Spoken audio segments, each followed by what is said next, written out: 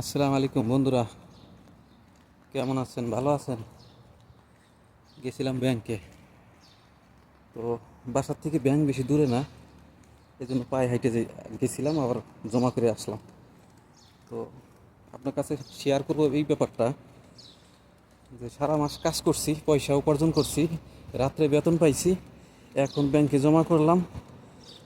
তো কালকে হয়তো বাংলাদেশে টাকাটা উঠাইতে পারবে, কিন্তু কষ্টটা কোথায় যে রাত্রে বেতন পাইয়া একটা দিন টাকাটা কাছে রাখতে পারলাম না।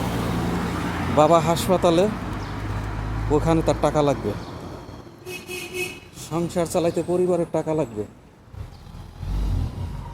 ছেলে মেয়ে স্কুলের খরচ প্লাস প্রাইভেটের খরচ। তার মানে আমি শুধু টাকার মেশিন, খরচ করে দেখলাম না, শুধুই উপার্জন করলাম।